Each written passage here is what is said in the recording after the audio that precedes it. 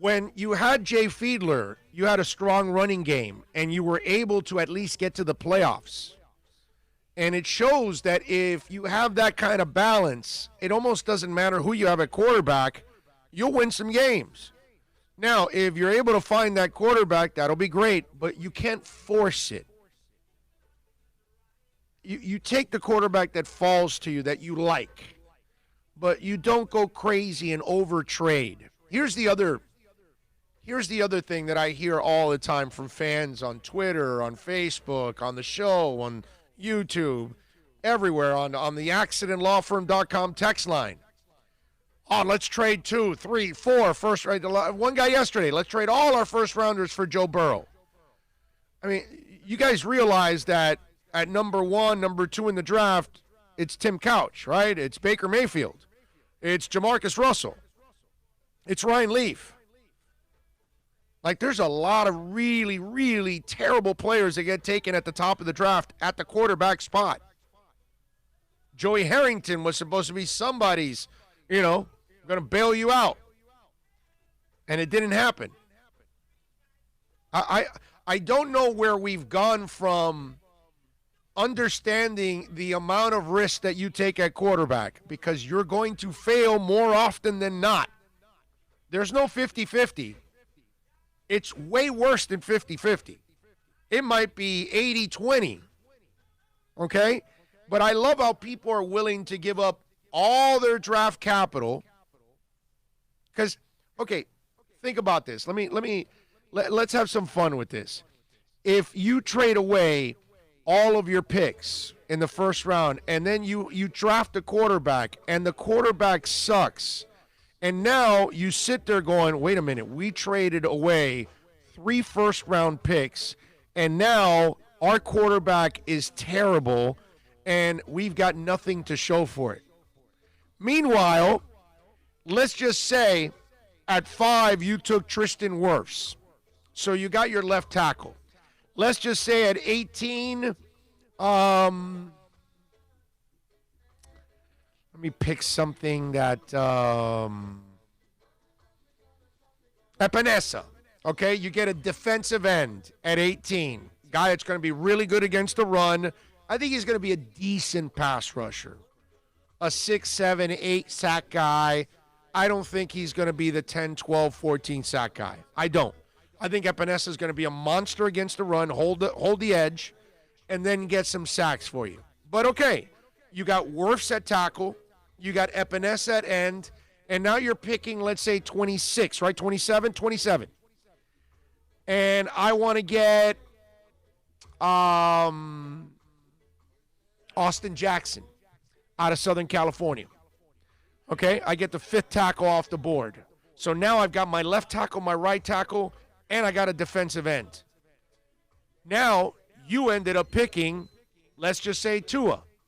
And his hip breaks down, his knees break down, his whatever breaks down. And he's a sack of injuries. He's Sam Bradford. It's his shoulder. He went to a new spot. Exactly. Yeah, that's true. Actually, that's a good point. That actually is a really good point. He's kind of like Evel Knievel. He breaks a new bone every jump. Yeah. So let's just say you end up with Tua. Or let's just say you end up with Herbert. And Herbert is as inconsistent and immature and can't grab a hold of that locker room. So now you're sitting there going, wow, we traded all our first-round picks, and our quarterback sucks. Meanwhile, here's Ryan Fitzpatrick winning 9-10 games for you, getting you in the playoffs because you added 2 tackles, because now he doesn't face a rush anymore, and he's got an extra defensive end in A.J. Epinesa.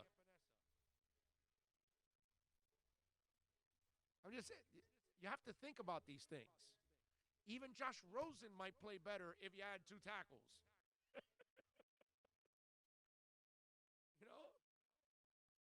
Come on. That's where you have to be careful.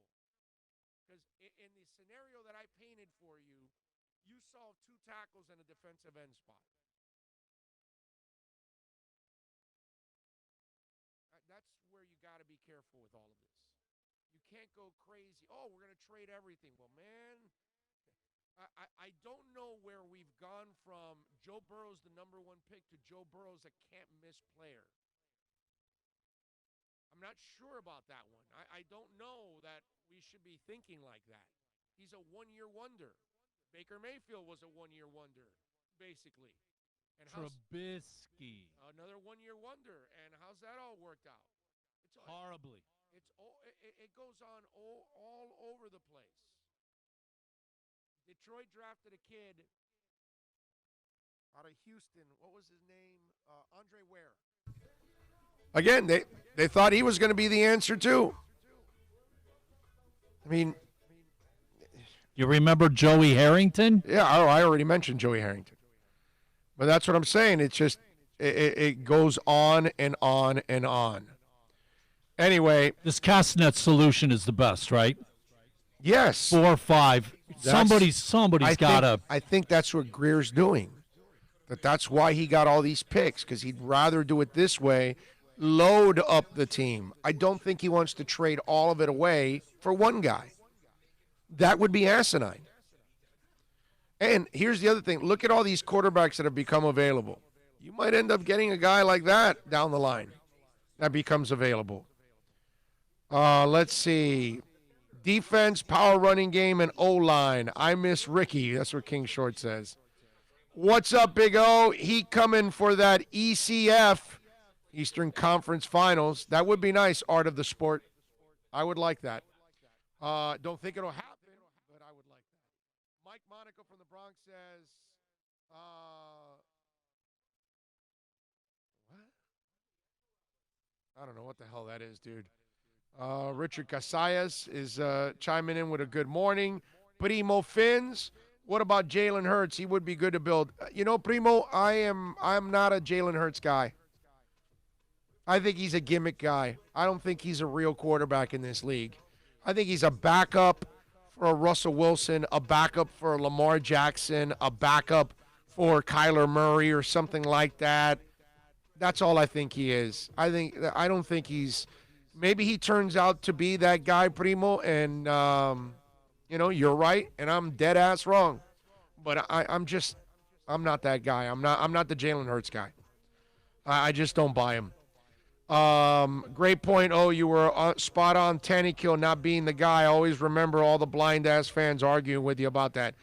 Hey man, they're still arguing. Some of them still think that he actually turned into something this year.